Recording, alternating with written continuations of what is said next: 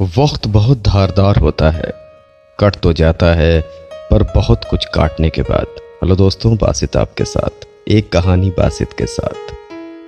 आप सब हमारी कहानी को सुनते हैं, शेयर करते हैं, सब्सक्राइब करते हैं और मुझे कॉल भी करते हैं और व्हाट्सएप पे अपना आप शायरी कहानी मुझे भेजते हैं। मुझे बहुत अच्छा लगता है। 75 18 56 64 70 ये नंबर तो याद है ना।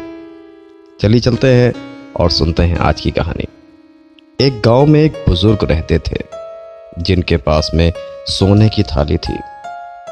उन्होंने अपने घर वालों को भी कभी उस थाली के बारे में नहीं बताया था।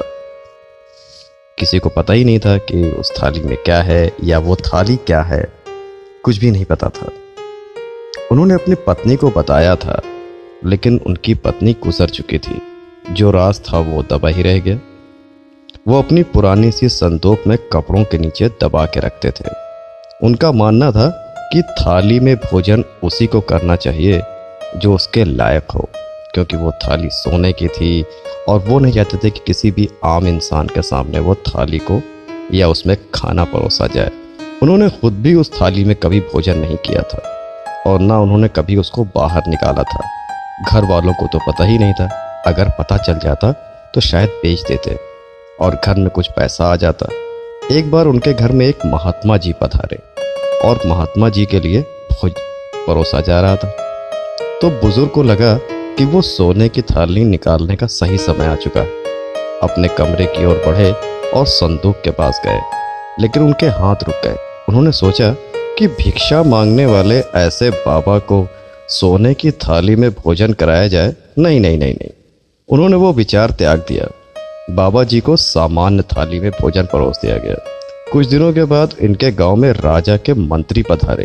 मंत्री जी किसी कार से जा रहे थे, कोई काम था उनको, तो देरी हो गई उनको। उन्होंने सोचा कि इसी गांव में विश्राम कर लेते हैं, क्योंकि ये तो बुजुर्ग धन की बड़ी इज्जत की जाती थी इस गांव में। गांव वालों ने कहा आप इन्हीं के यहाँ रुक जाएं। तो रात में जब भोजन परोसा जा रहा था मंत्री को, तो बाबा को लगा बुजुर्ग इस मंत्री के सामने इस सोने की थाली को निकालना चाहिए। फिर वो संदूक खोलते हैं, थाली निकालते हैं, लेकिन उनके हाथ फिर रुक जाते हैं। मंत्री को क्यों?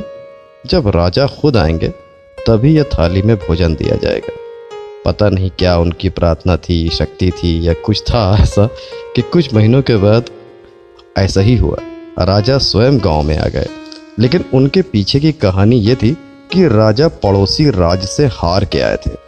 बाबा अपने कमरे में गए। हारा हुआ राज्य यानी कि हारा हुआ राजा, क्या उसको सोने की थाली में भोजन करने का अधिकार है? इस राजा के पास तो खुद का गौरव भी नहीं है। गौरव कम हो चुका है ऐसे राजा का, और ऐसे राजा को सोने की थाली में भोजन नहीं परोसा जा सकता।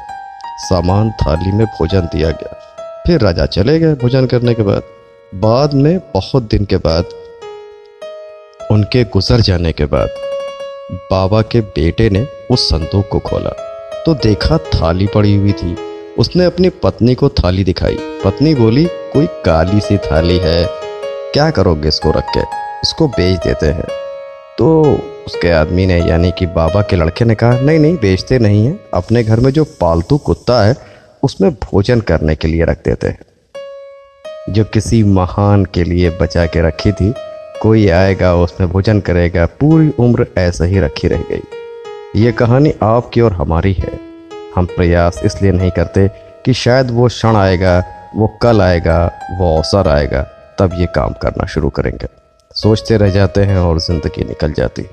जब लगता है कि अब काम शुरू करें तब तक समय बचता ही नहीं। ज़िंदगी छोटी नहीं होती, रास्ते देरी से समझ में आते हैं। जब तक रास्ते समझ में आते हैं वापस जाने का समय हो जाता है। तो सोचिएगा इस कहानी के बारे में और अपने कमेंट्स हमें ज़रूर करिएगा। इसी के इंतज़ार में बासित आपके साथ एक कहानी बासित के साथ सुनते रहिए।